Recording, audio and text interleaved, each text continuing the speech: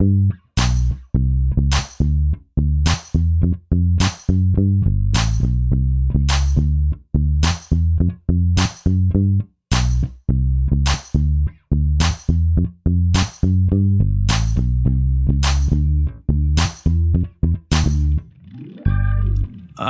back, everybody. We're here. It's been like 3 weeks. Yeah, too long. Too long. We're back. We're ready to get into some things.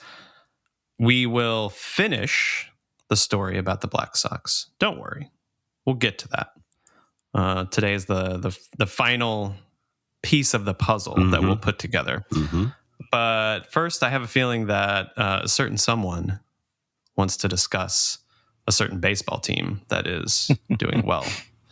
And I don't mean the Kansas City Royals. I mean, when was the last time a team let somebody hit 7 home runs off of them in one game? Do we know? No, I don't know.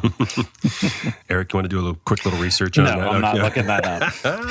We don't have a professional account with StatCast.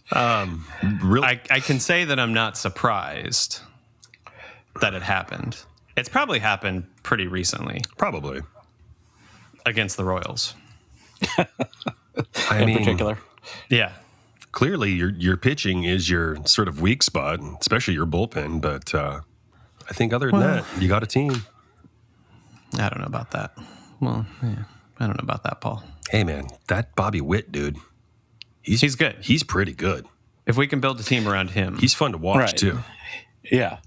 He can't carry a team, pretty? He's pretty fun to watch. Oh, I thought you just said he's pretty. No. And I mean, he's got the little goatee, the long hair. He's a handsome gentleman. The only pretty guy is Shohei. When he takes the helmet off and fixes his hair after every swing, he's pretty. Come on now. That's true. Maybe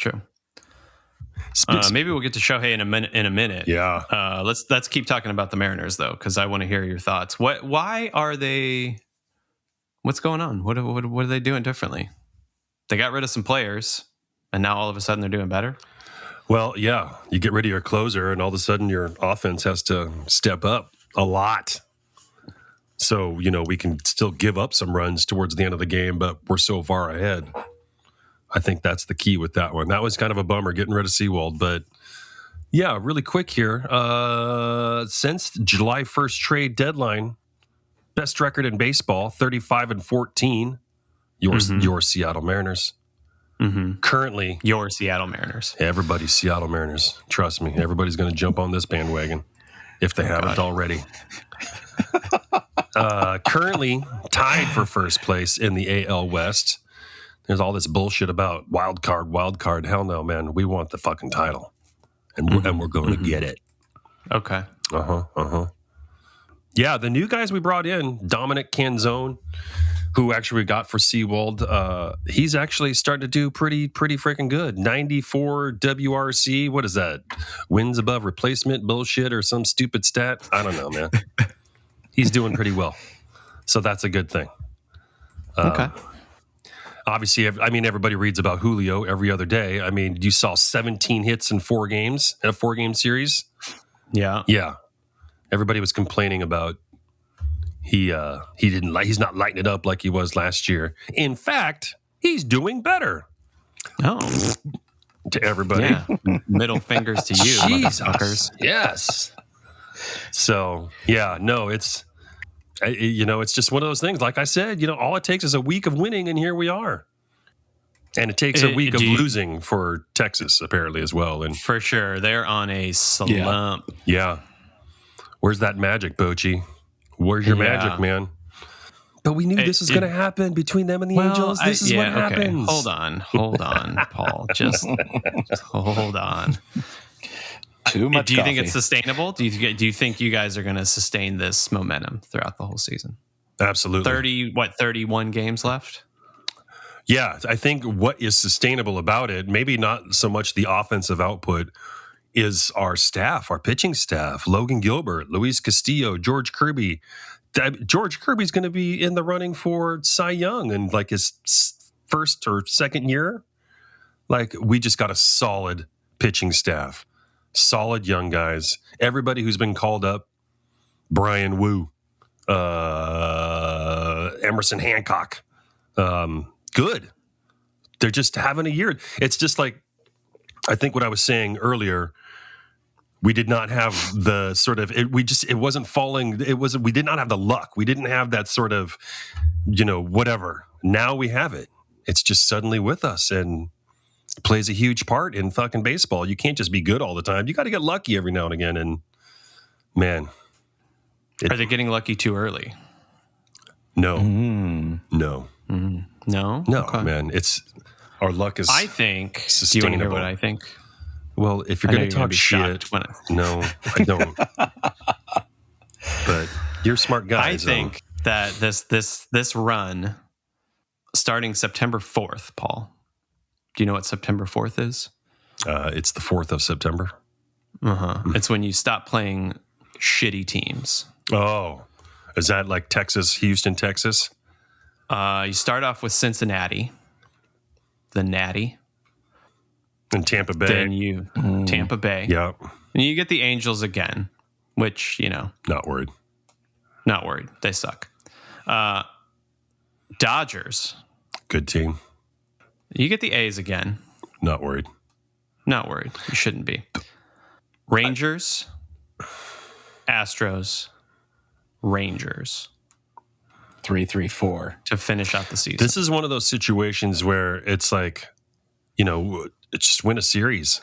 Obviously, a whole lot can happen that very last. If we're still 1-2 games within Rangers and Astros, a lot can change that last 3 series of the year for sure. Tampa Bay, definitely going to be tough. That's going to be a test.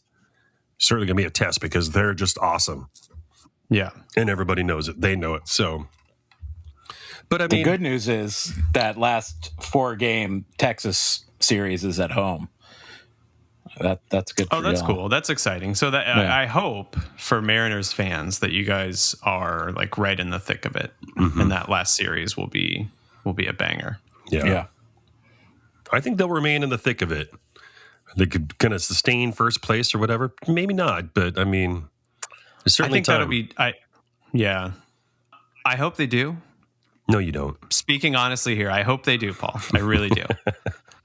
I'm curious to see what the Rangers end up doing because I don't think that their losing streak is going to continue. I think they won last night, right? They did. So I think their 8-game losing streak is over. Yep.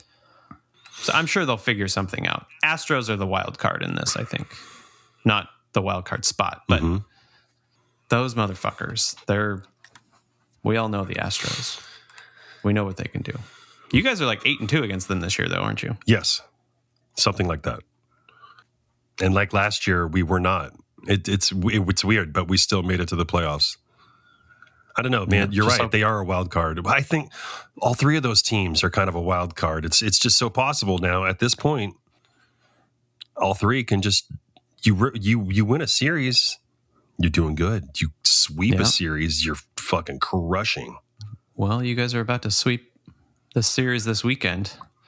And I would unless say you rest a bunch of people. The 3 teams, the Rangers have the harder September. What is their schedule?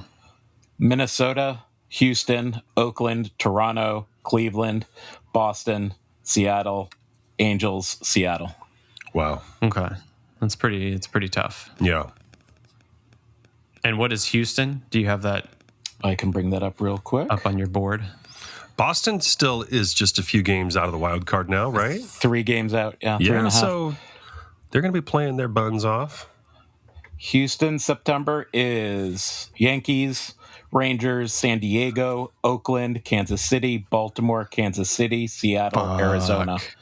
God. Okay. If they don't make it through that with a winning record, then they shouldn't be in the playoffs. Yeah, I like that. Yeah.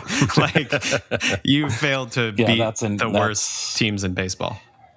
Yeah, they have a good schedule for September. Yeah. They're not getting the luck as they were the last few years. It's just not. Poor Astros. Yeah, exactly. Man, disappointed.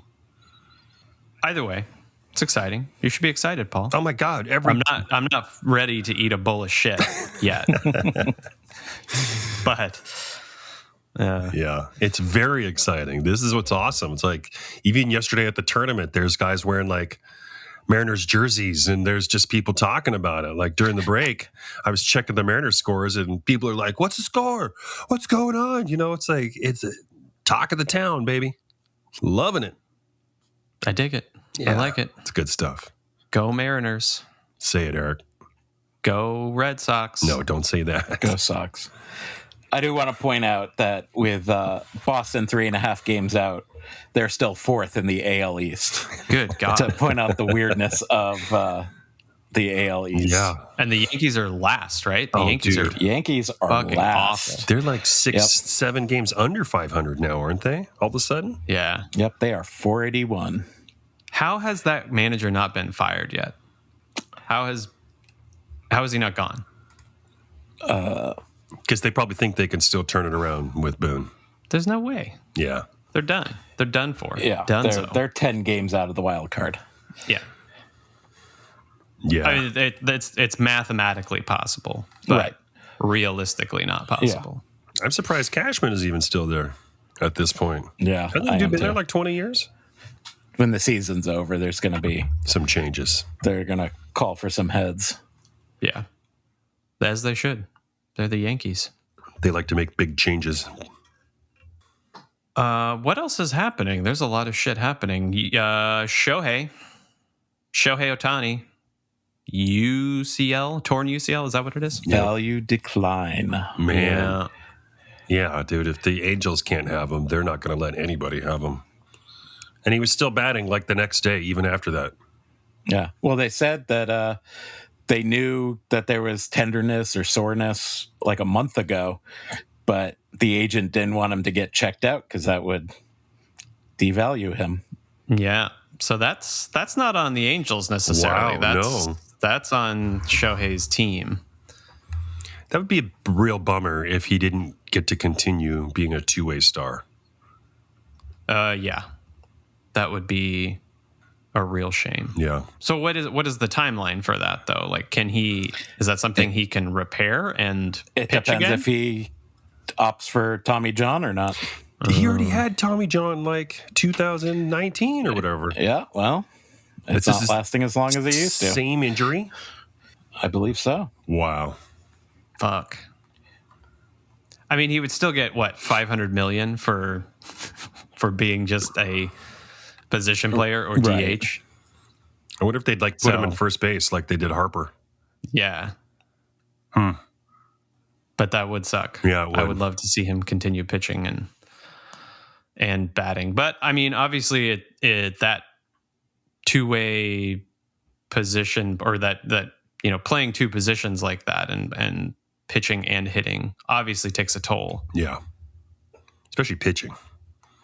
Especially Yeah. when you got a bunch of junk and you're spinning the ball like that. That's what really fucks with your elbow. Yeah.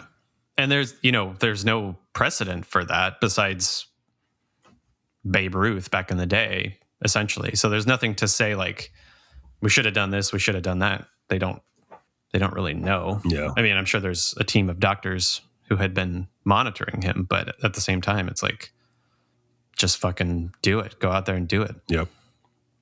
Shame. Definitely. Shame. Yeah. But you got to wonder how much this is going to hurt this huge contract he was potentially going to get.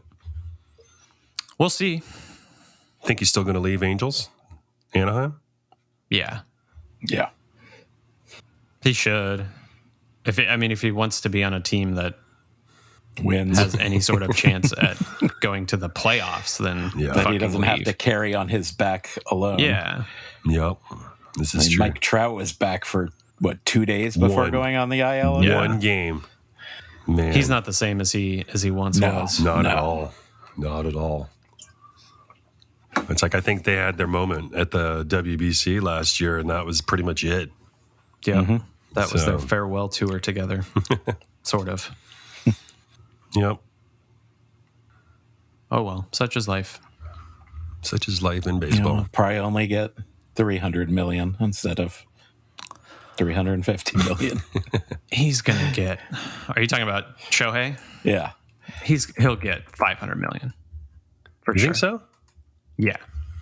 I think it's going to be down in the 4s now. I don't know. Man, they were talking about him getting like fucking $750 million when he was a pitcher. Jesus. That's pretty ridiculous. So It's going to be a fun off season. I mean, his value will decrease for sure if he's not going to. I don't know what decisions he'll have to make, but if he's not going to be a pitcher in the short term, then his value will decrease. I because could almost guarantee. He hasn't been hitting home runs like he did there for a while, so that's kind of slowed down, right? Is he above 40 home runs now? Oh yeah, he's at like 43. And so he's got to hit like potentially 20 more to break the record in the last. Yeah. I don't think he cares about that. If he does do that, that's going to boost the contract back up. Yeah. For sure. But right.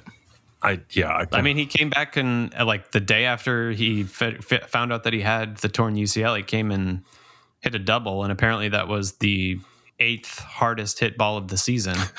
So I don't think he's losing much power from this torn UCL.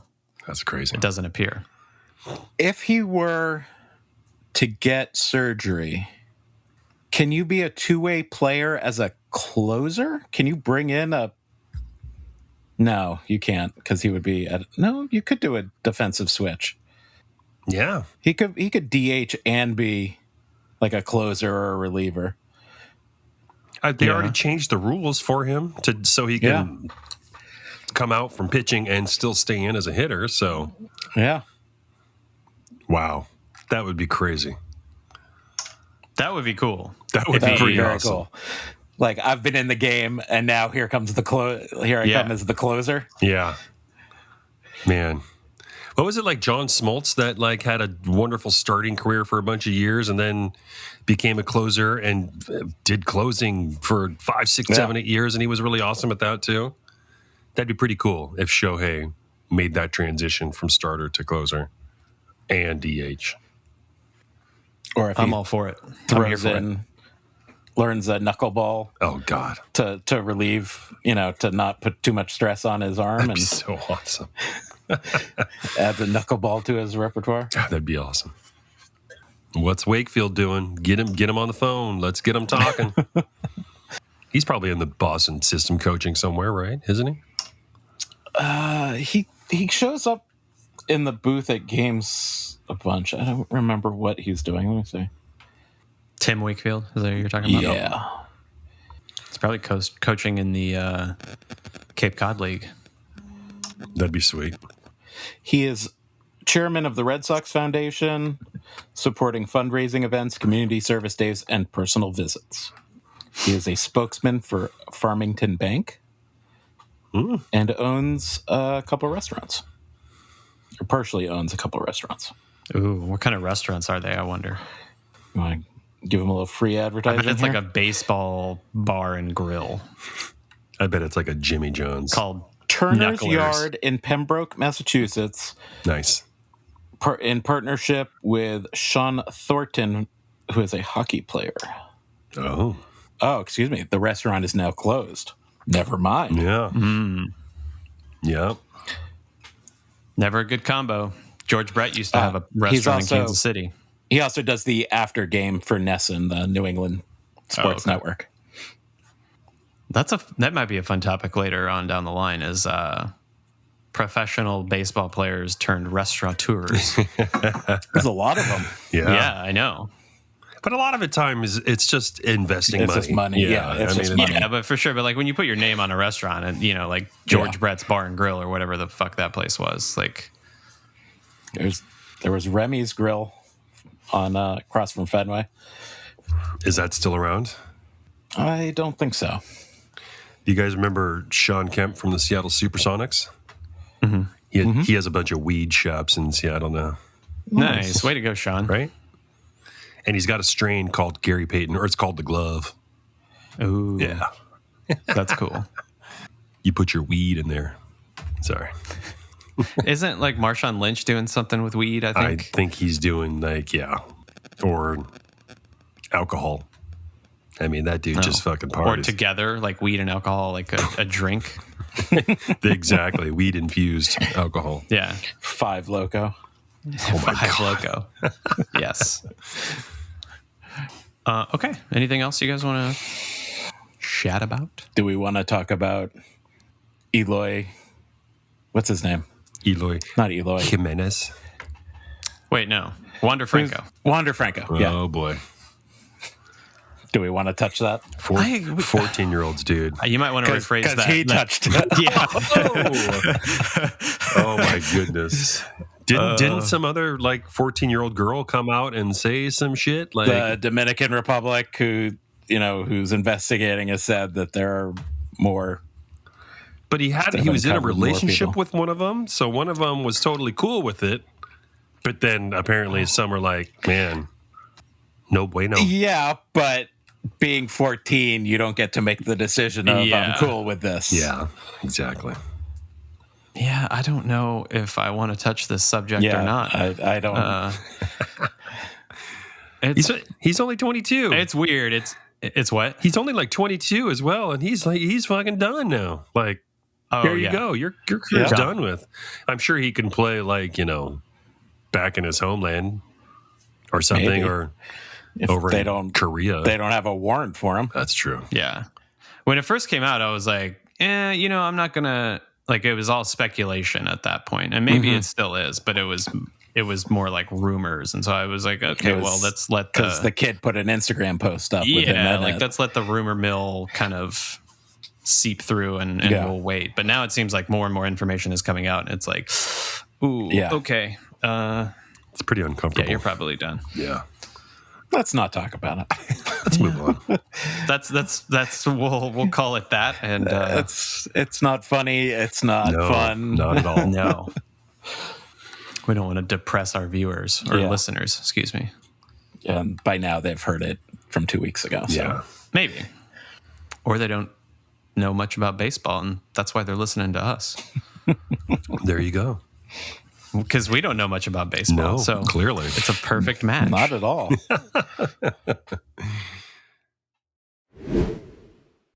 Well, should we talk about the Black Sox? Let's do it. Let's do it. Okay. It's time to finish this story about the Black Sox scandal.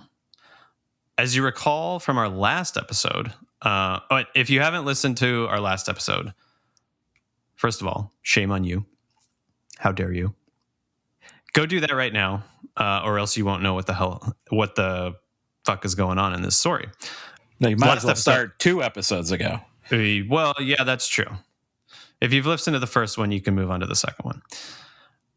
So last episode, we talked about the actual World Series. And spoiler alert, guys, the Cincinnati Reds defeated the Chicago White Sox 5-3. Yep. The players who were in on the fix all got the money that was owed to them for doing so. Each player basically received $5,000, but Chick Gandil actually ended up receiving $35,000 for his part. Wasn't each player supposed to get $10,000 a game, though? Yeah, and it was...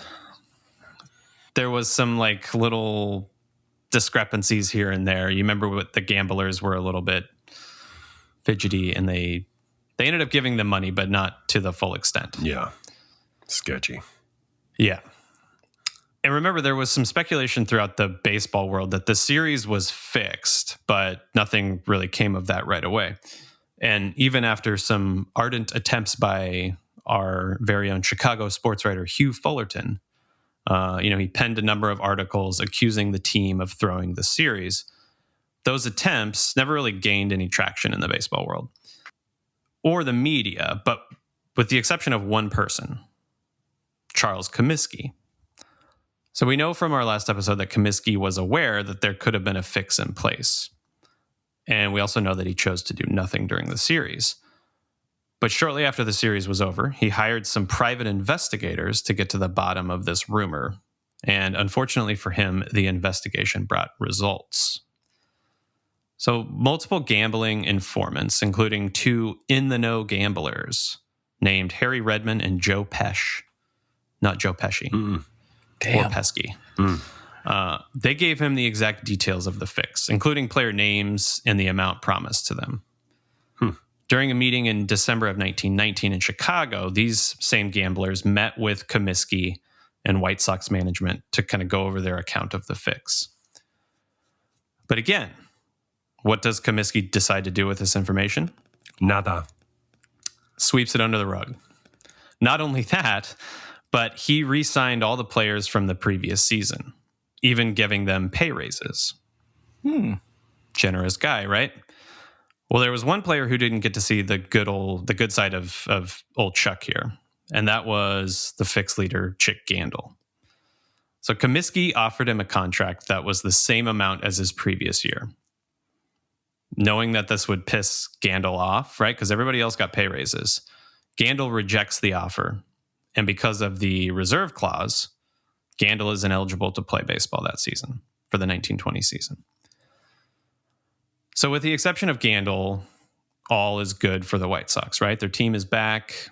They have their pennant-winning team in place from the previous year. The scandal is kind of behind them, and maybe they get away with it. Not so fast. The story ain't over yet. Dun, dun, dun. Dun, dun, dun. The 1920 season was another good year for the Sox, both on the field and financially. In general, like baseball was doing really well, partially because of the post-war popularity, but also because of the heavy-hitting newcomer on the scene, Babe Ruth. What? The great Bambino. What year? That was 1920? That was his first year? 1920. Okay. I don't know if it was his first year, but it was kind of when he started to really come into his own, Got it. so to speak. So the White Sox played well throughout the whole season, and they were involved in a three-way. Excuse me. They were a part of an exciting three-way battle for the pennant Much with different. New York and Cleveland. Much different, yeah. In fact, their stats are pretty impressive. Their overall record was 96-58. Wow. Shoeless Joe was third in the AL in batting average and slugging percentage. And he was fourth in RBIs and on-base percentage. One of the crazier stats is that the 1920 White Sox are one of two teams in baseball history to have 4 20-game winning pitchers. Whoa. Wow. Red Faber, Lefty Williams, Eddie Sicott, and Dickie Kerr. Wow. Those were all guys part of the whole... Part of their rotation. That's a hell of a rotation right there. But Each of them had 20-win seasons. But they were all part of the whole brouhaha from the year prior. Well, so Lefty Williams and Eddie Sicott were. Yes. Yeah. Red Faber and Dickie Kerr were not in on the fix. Oh, okay. Yeah. The only other team to do that in the history of baseball was the 1971 Baltimore Orioles. So it's a pretty impressive stat to have. Probably never going to happen again. So Yeah, maybe. 16 games were won by other random pitchers, while 80 games were won by 4 guys. Yeah. Wow. Yeah. That is crazy. Pretty impressive. Yeah. But all that went to shit with about a week left in the season. And things start to get a little weird from here. So try to stay with me because there's there's a shitload of moving pieces in this that end up creating kind of a house of cards for the White Sox. So first off, we're going to start with some rumors that there was a fix of a game in August of that year between the Chicago Cubs and the Philadelphia Phillies. So the Cubs were owned by a man named William Wrigley, which we all know for the namesake of Wrigley Field, Wrigley Gum, all that kind of stuff. Wrigley also owned a team in the Pacific Coast League called the Los Angeles Angels. Who'd have thunk it? Who'd have thunk it? They were a minor league team at the time. During the 1919 season, they lost the PCL championship to the Vernon Tigers. But there was a serious allegation of a possible fix during this series. And in August of 1920, after hearing these reports, William Wrigley, who is now pissed that his Angels team may have been cheated out of a pennant, decided to have Cubs president William Veeck publicly disclose that this random Cubs-Phillies game may have been fixed and that the club would cooperate with any investigative body. So he's trying to come out and be open, forthright. After hearing that there may have been this game that was fixed, he's like, look at us. What do you need from us? Come on, bring it on. So this little incident garnered the attention of two people. Cook County judge, Cook County is in Chicago, Charles A. McDonald, and American League president Ban Johnson. Judge McDonald, who happened to be a huge baseball fan, decided to impanel a grand jury to investigate this matter.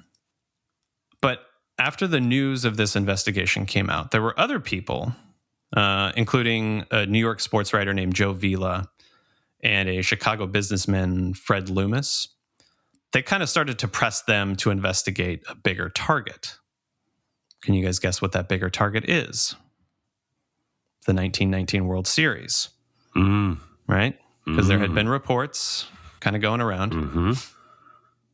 So Ban Johnson, who had known Judge McDonald for quite some time, he started to urge him to expand the grand jury probe a little bit. And by the time they had their first session on September 22nd of 1920, that Cubs-Phillies game in question was kind of becoming an afterthought because now they had bigger fish to fry. Before we go any further, there's some interesting history between Ban Johnson and Charles Comiskey. And these two they actually knew each other from way back and had actually met years before, ironically in Cincinnati. So Ban was the sports editor of a Cincinnati newspaper, and Comiskey was the manager of the Cincinnati Reds at the time. A few years after they had met, Johnson and Comiskey actually formed the American League together. Mm-hmm. Something I didn't know before this. And for those that don't know, MLB at one point only had the National League, which is why it's called the Senior Circuit, because it was around for like 25 years before the American League. Uh-huh. There were other leagues in play, but they were kind of like minor league, things like that. So these two, Ban Johnson and Charles Comiskey, they even shared an office in Chicago for a number of years in the early 20th century. Eventually, they would become bitter enemies. And I can't find all the specifics as to why they were bitter enemies, but one of the reasons that I found was that Ban had awarded a contract for a player to the Yankees instead of the White Sox. This pissed off Comiskey, and this was in 1919. So their feud was just kind of beginning to take place right around the same time that this story does. And needless to say, Ban and Charles, they're no longer tight. And Ban is now at the forefront of this investigation into Comiskey's White Sox. So as the proceedings for the grand jury get going, there were definitely some peculiarities that occurred that don't normally occur during grand jury hearings.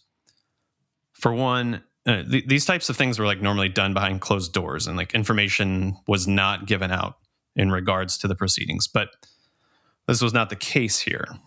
The powers that be, whoever that is, felt that baseball would benefit from airing out its so-called dirty laundry.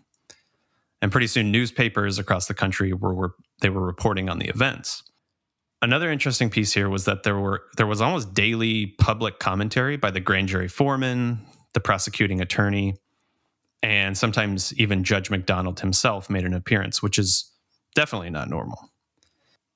So because of this transparency, after only a few days of grand jury hearings, the Chicago Tribune was able to announce that 8 White Sox players were facing impending indictments. Mm. Those 8 players were Eddie Sicott, Chick Gandil, Joe Jackson, Buck Weaver, Lefty Williams, Happy Felsch, Swede Risberg, and Fred McMullen. After which this information came out, the media kind of ran with that term, Black Sox. The charge that they had against them was conspiracy to commit an illegal act. Clearly, this inspired the Astros.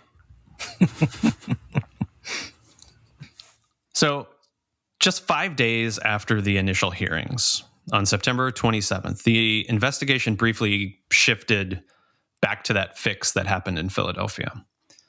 Remember, it all started with that random game between the Cubs and Phillies. But it was there in Philly that the Black Sox scandal would kind of be blown wide open. While giving an interview to the Philadelphia North American, a man named Billy Mayharg, who was a fix insider, kind of like a sports figure in Philly at the time. Now, when I hear these terms like fix insider, sports figure, it doesn't lend a lot of confidence in like this guy's information is correct. I don't know. When I read that, it just doesn't seem like it. But then I remember that back in these days, like gambling was fucking huge. It was rampant in baseball. So it kind of carries a little bit more weight at this time. He made the claim that games 1, 2, and 8 of the 1919 series were rigged. And according to him, games 1 and 2 were fixed because of the payment received by the players. And game 8 was fixed because of the intimidation of Lefty Williams, which all seems to line up with what we covered in our last episode, right? That kind of goes hand in hand with what happened.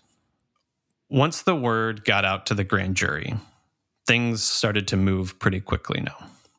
So 4 players, Eddie Sykott, Joe Jackson, Lefty Williams, and Happy Felsch, all admitted to taking money from gamblers to fix the World Series.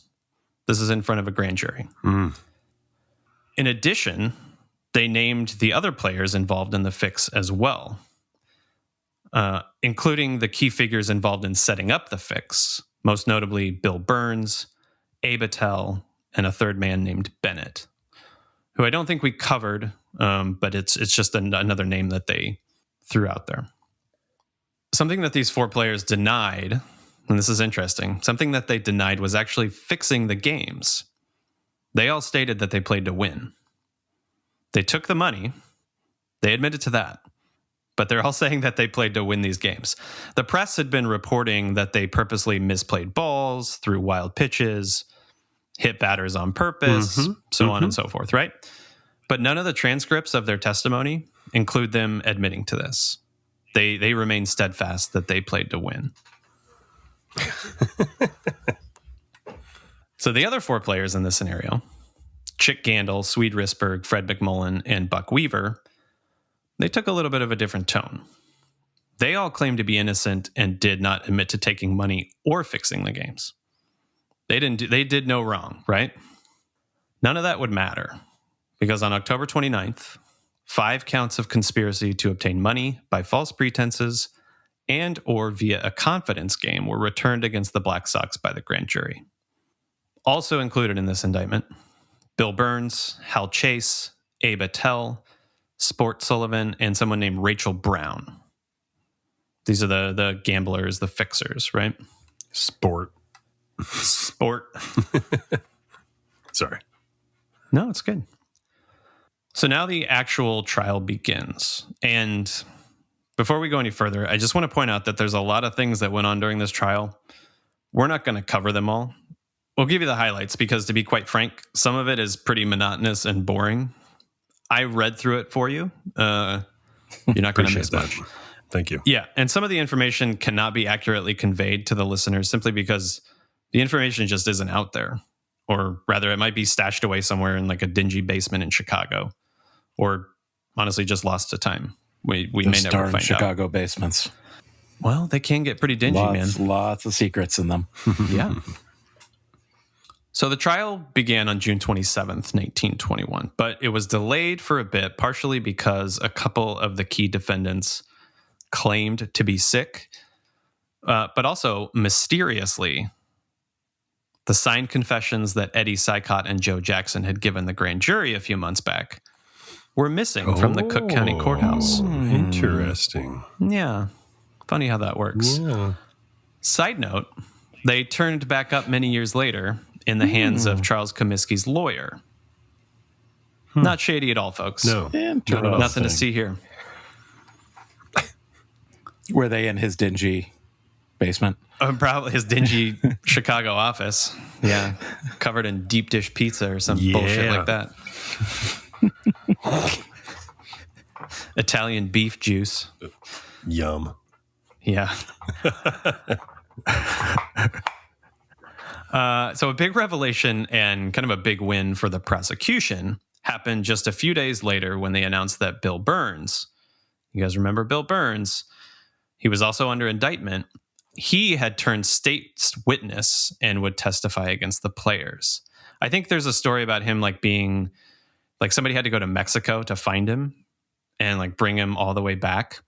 I think he was trying to, hide out and skirt the hand of justice. But this is big because Bill Burns was basically the key figure in getting this whole thing started way back in the beginning. The jury was eventually set, and testimony finally began on July 11th. And prosecutor Charles Gorman outlined the evidence against the accused. So to paint a picture of the courtroom, I'm going to read a little excerpt from a New York Times article back in 1921.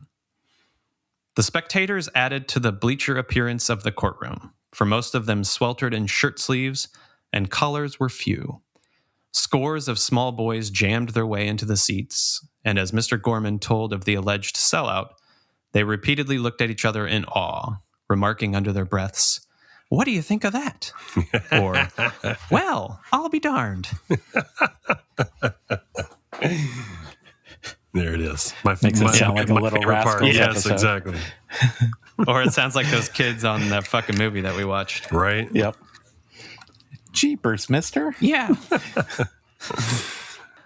Apparently Comiskey was called to the stand at one point, and he got so mad at the questions being asked by the defense that he rose up out of the witness chair and like shook his fist at the defendant's counsel. Just, that's a why I oughta. That's what I imagine him saying. Of course. Back in 1921.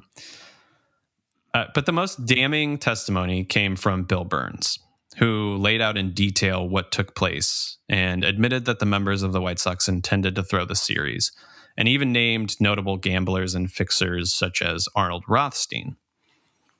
Something interesting happened during the trial, and it may have had a big impact on the verdict, which we'll get to momentarily. But remember the lost confessions of Sykott and Jackson? Well, apparently the prosecution was able to have the grand jury stenographers create new ones from the notes that they had available. And these were not contested by the defense during the trial.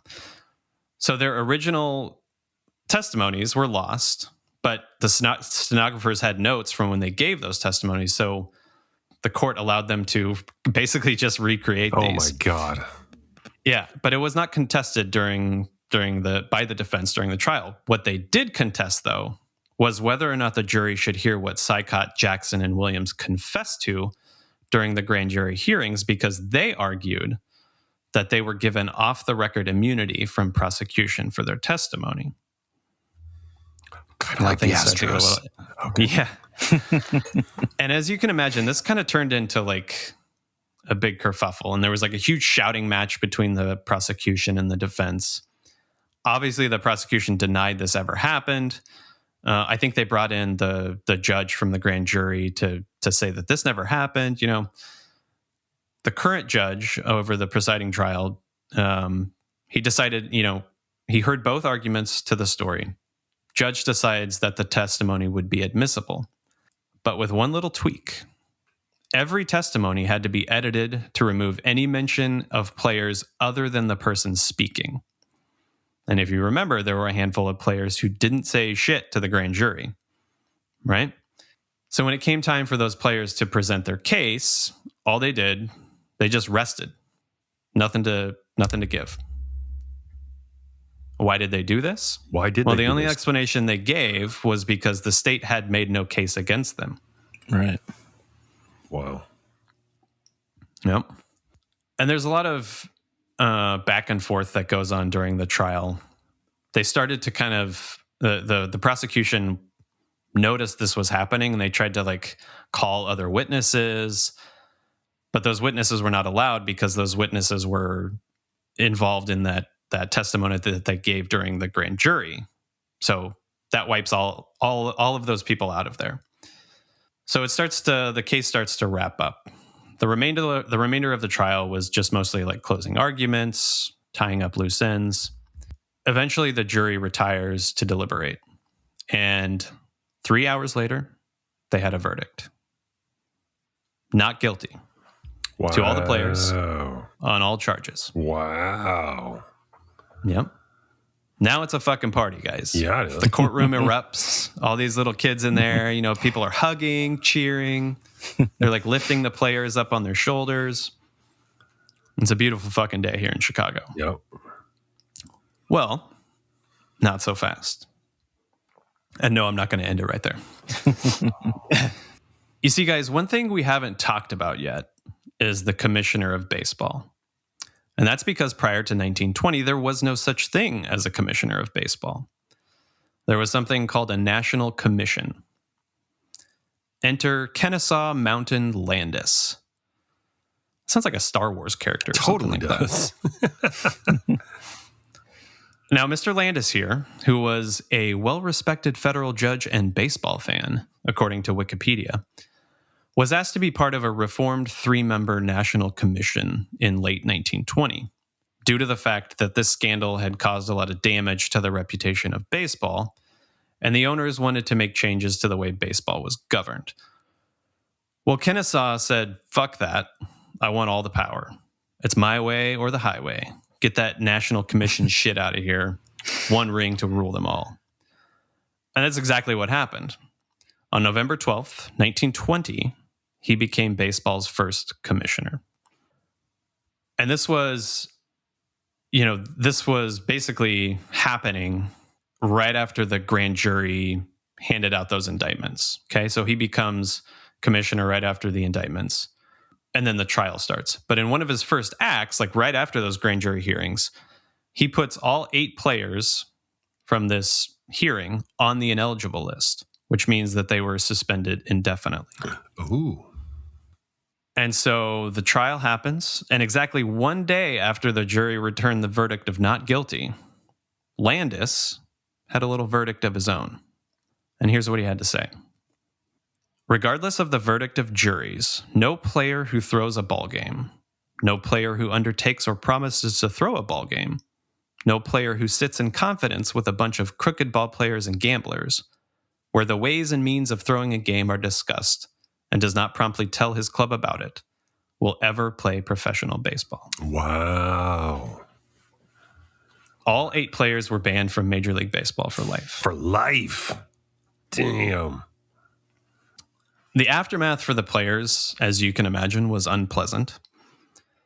Many of them tried to organize like a barnstorming tour, but that was quickly shut down by Landis, who said that anybody who plays against them will be banned for life as well.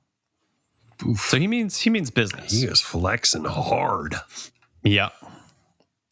Joe Jackson filed a civil suit against the White Sox for lost wages for the 21 and 22 seasons because of his contract that he was under. He famously recanted his grand jury statement, saying that he never took any money and that the only time he got money was when Lefty Williams tried to drunkenly hand him $5,000 because they only used Joe's name to garner credibility with the gamblers. I think this got brought up in like when he was in the civil suit, like the White Sox lawyers were like, you said this in the grand jury. And apparently he repeated that he never did any of that like 100 times and ended up going to jail for a night or something like that because he was held in contempt of court. But eventually I think he was awarded the money, and 3 other players subsequently filed suits, but they settled out of court for modest sums. Basically, they never played baseball again, unless you count Field of Dreams. And as time went on, most of the baseball world just kind of moved on without them. We may never know the full truth of this story. Like parts of it have been rewritten over time as new information comes to light. Writers, scholars, enthusiasts, and fans will probably never fully agree on what actually took place during that 1919 World Series. And to be honest, I hope it remains that way. It adds to the lore of this saga. Mm-hmm. The sad reality is that there is only one thing for certain in all of this. What is that? The baseball world was denied a glimpse of greatness for years to come. We never got to see this group of players achieve their full potential. The illiterate kid from South Carolina, who by all accounts was one of the most natural hitters of his time, rivaling the likes of Ty Cobb and Babe Ruth, never set foot on a Major League Baseball field again, with or without shoes. Wow. Hey, can we watch and review 8 Men Out now that we've talked about this? Sure. I'm down. Sure. I mean, your story was fantastic, but I think I need like some visual something to put that to as well. That's crazy. Yeah. None of them, all 8 of them never got to play baseball ever again. Never got to play baseball again.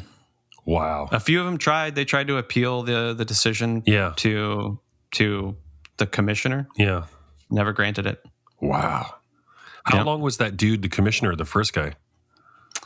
Until his death in like 1953 or something like that, I think. Yeah, he was there for a long time. That's crazy, man. It's a crazy story, and like I said, like we're probably never going to know the full truth, like what actually happened. Exactly. Which I'm fine with at this point. You know. Oh yeah. Like I said, the saddest thing is that we never got to see Joe Jackson play baseball more than what he actually did. So, or any of those players. How many years did he actually get to play in the league before all this went down? He started playing in 1915, I think. Oh my gosh, that's it. In the majors. Yeah. So, 4 seasons, 5 seasons, I guess. So he was still pretty young. Still pretty young. Yeah. Still a great hitter. Yeah. And all those guys were good. That team was good. But they decided to take some money from gamblers. Or did they? Or did they? Yeah. They did. Yeah. They for sure did. Joe is, whether he did or did not, it's he did in some form, indirectly, some shape or form, right? He got money somehow. But I do think that maybe his education played a little part in that, kind of not understanding things quite as well as he should have. Nuts. And that's the story. That's it. Good stuff, Nick. Good stuff. We made it through. We finished it. Very good.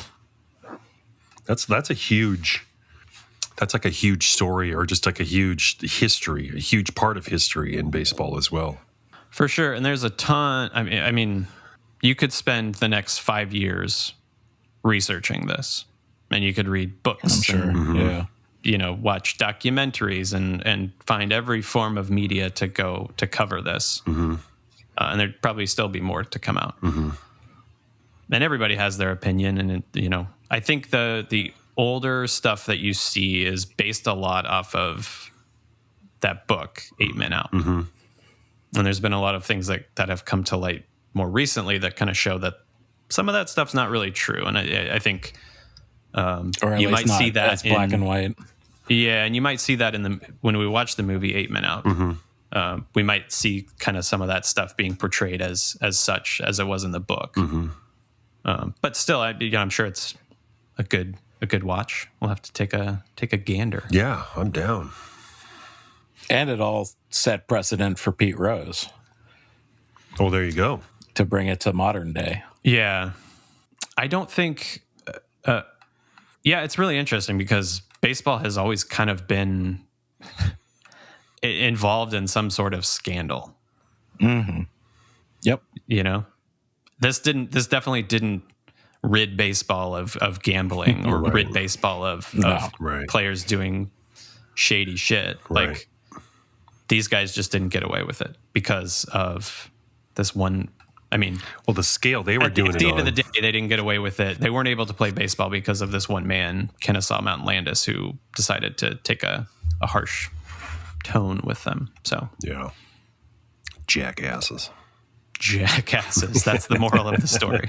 Don't be a jackass. There it is. Yeah.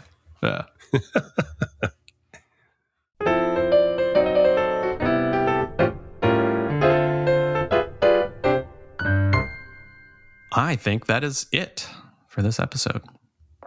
There it is. I think that's all we got. We finished our story. Mm-hmm. We should be back next week. Mm-hmm. We're not going to take any more time off. Fuck that. As always, thank you for listening. Mm-hmm.